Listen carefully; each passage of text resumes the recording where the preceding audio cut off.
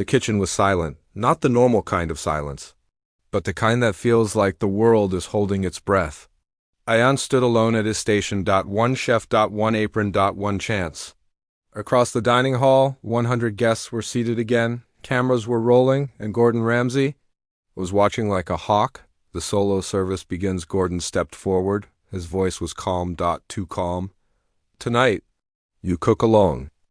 Ayaan swallowed hard. Yes, chef. Gordon leaned in. If you crash, he whispered, I end your journey myself. The doors opened, the guests entered, and the ticket machine came alive. Trrrrrt. Orders started flying. 4 chicken supreme, 2 lamb chops, 3 beef portions, 5 risottos. Ayaan's heart pounded. His hands moved fast. Pan on, oil sizzling, timer set, sauces reducing. He whispered to himself, focus, breathe, cook.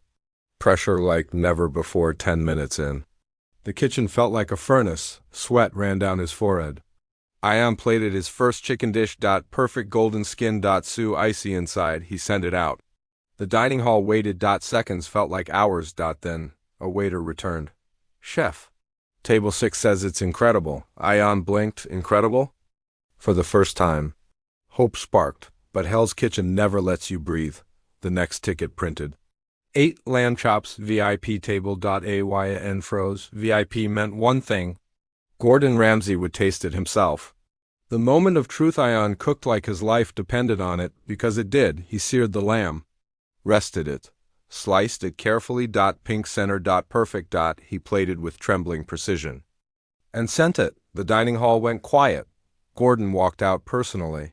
He picked up the plate. Sat down. Tasted. One bite. Then another. The entire restaurant watched.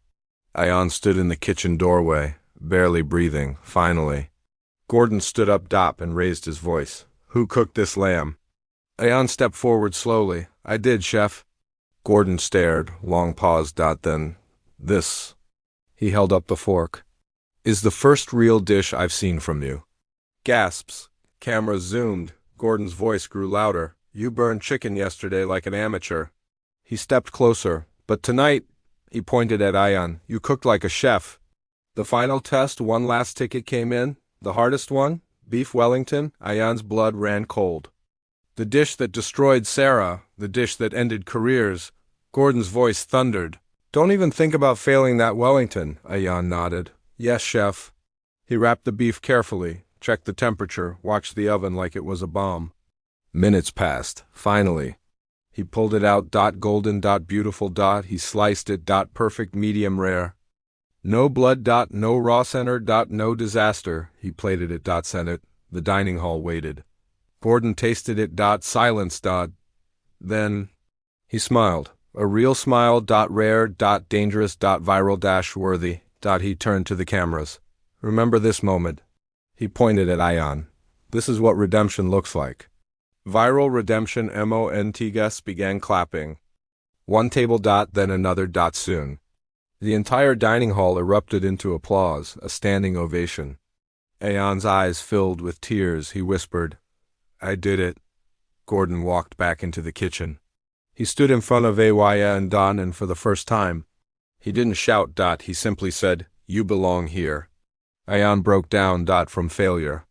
But from victory. The boy who almost went home had just become the story everyone would talk about.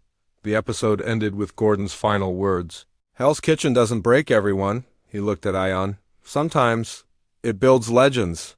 Screen fades to black. The end.